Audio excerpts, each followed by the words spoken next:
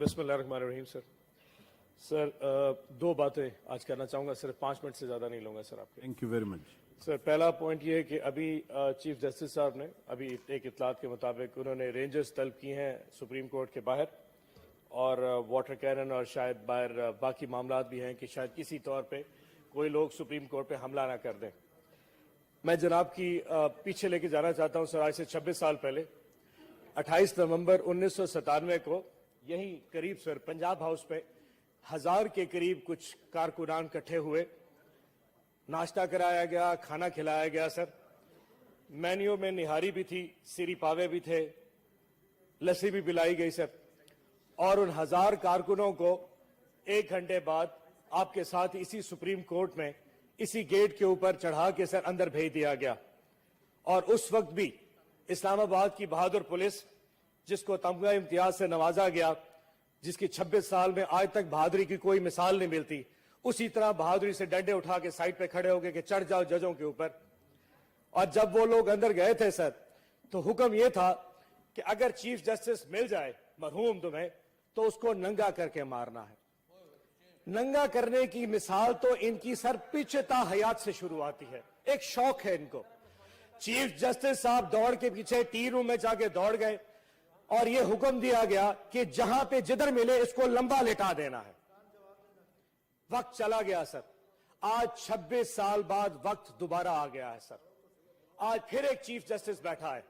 उस वक्त chief justice का कसूर यह था कि उसने कहा कि मैं कंटेम्प्ट ऑफ कोर्ट की प्रोसीडिंग चलाऊंगा नवाज शरीफ के खिलाफ। आज के चीफ जस्टिस का कसूर यह है कि उसका भाई चला गया, उसकी जगह दूसरा वजीर आजम है, और वो फैसला करने वाला है कि मैं आइन और कानून की पासदारी करूंगा और 90 दिन में इलेक्शन कराऊंगा। एक चीफ जस्टिस जो सिर्फ आइन की पामाली को रोकने के लिए आज एक फैसला करने जा रहा है। आज हजारों कारकुनान फिर आएंगे, फिर आइन को पामाल करेंगे, और अल्लाह न करे आज फिर चीफ जस्टिस और सुप्रीम कोर्ट की वो पामाली की जाएगी। ये इनकी पुरानी तारीख है, ये इसी तरह ही चलते रहे हैं। हजूरे वाला, आज जो होगा वो तो तारीख याद रखेगी, लेकिन याद रखिएगा, आज अगर एक दफा ये आइन और कानून लेट गया, पाकिस्तान में 70 साल तक फिर ऐसे लेटता ही रहेगा। पाकिस्तान में आज तारीख रकम की जा रही है, और आज अगर इस ऐवान ने चीफ जस्टिस के साथ अपने आप को खड़ा ना किया, तो हम और आप चेयरमैन साहब, हम सारी उम्र कसूरवार रहेंगे। ये मेरा पहला पॉइंट था सर। दूसरा पॉइंट सर, 7 मार्च को सर 2023, आज से तकरीबन को 23 दिन पहले, मैं लाहौर में मौजूद था सर।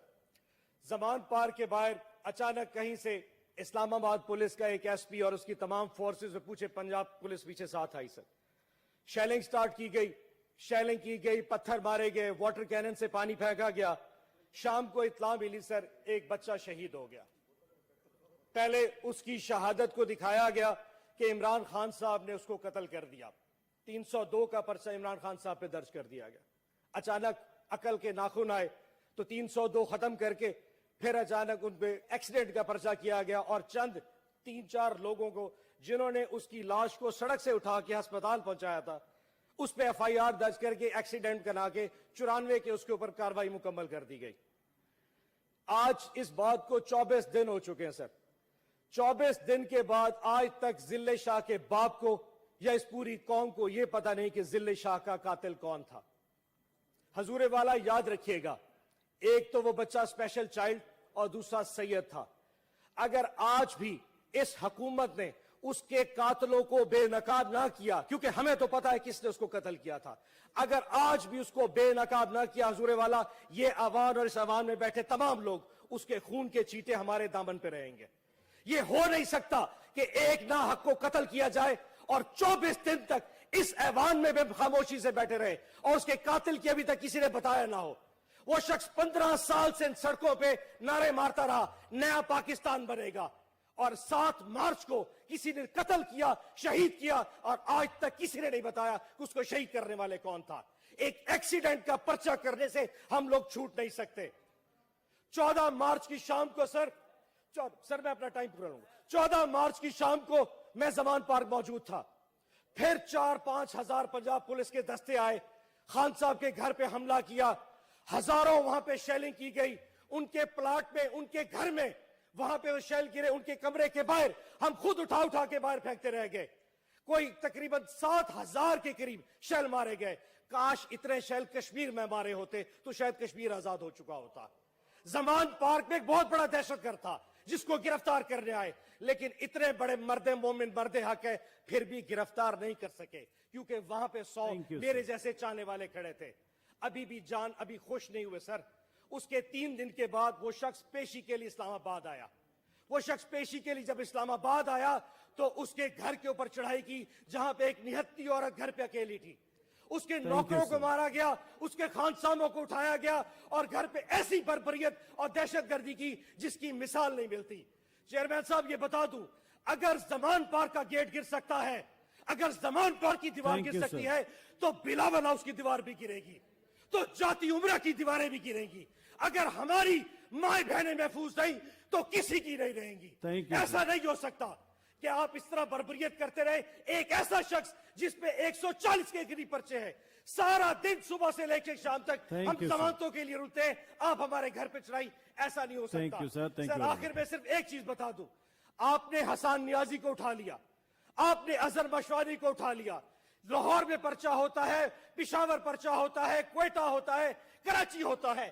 اظہر مشوانی 8 دن کے لیے غائب رہا. اس سلطنت میں کوئی شخص یہ بولا نہیں کس کے پاس. انٹیریئر منسٹری سے پوچھا تو کہتا ہے مجھے کوئی معلوم نہیں. شاید عمران خان نے خود اٹھا لیا. عمران خان خود اپنے آپ کو گولی مارتا ہے. عمران خان خود ہی لوگوں کو قتل کرا دیتا ہے، خود ہی لوگوں کو اٹھا لیتا ہے. ایک آخر میں اگر نظم سنا دوں حضور تو اس سے ختم کر دوں گا. یہ ہے کسی بچے کی سر کہیں غلطی ہو جائے تو معافی، اس کا نام فرحاد ہے جی. اپنی سر ہے نہیں ورنہ ضرور سر رانا صاحب. اور یہ مفتی صاحب آپ سے معذرت کے ساتھ جی تھینک یو سر. یہ اپنی مرضی سے سوچتا ہے اسے اٹھا لو. سر سن لیجئے گا، یہ اپنی مرضی سے سوچتا ہے اسے اٹھا لو، اٹھانے والوں سے کچھ جدا ہے اسے اٹھا لو. وہ بے ادب اس سے پہلے جن کو اٹھا لیا تھا، وہ بے ادب اس سے پہلے جن کو اٹھا لیا تھا، یہ ان کے بارے میں پوچھتا ہے اسے اٹھا لو. اسے بتایا بھی تھا کیا بولنا ہے کیا نہیں، اسے بتایا بھی تھا کیا بولنا ہے کیا نہیں، مگر یہ اپنی ہی بولتا ہے اسے اٹھا لو. جنہیں اٹھانے پہ ہم نے بخشے مقام خلوت، جنہیں اٹھانے پہ ہم نے بخشے مقام خلوت، یہ ان سیانوں پہ ہنس رہا ہے اسے اٹھا لو. یہ پوچھتا ہے کہ امن اما کا مسئلہ کیوں ہے، یہ پوچھتا ہے کہ امن اما کا مسئلہ کیوں ہے، اسے امن اما کا مسئلہ ہے اسے ہی اٹھا لو. اسے کہا بھی تھا جو ہم دکھائیں وہ دیکھو گے، اسے کہا بھی تھا جو ہم دکھائیں بس اتنا دیکھو، مگر یہ اپنی مرضی سے دیکھتا ہے اسے اٹھا لو. اور آخری شعر حضور، سوال کرتا ہے یہ دیوانہ ہماری حد پہ، سوال کرتا ہے یہ دیوانہ ہماری حد پہ، یہ اپنی حد سے گزر گیا ہے اسے اٹھا لو. Thank you so much sir.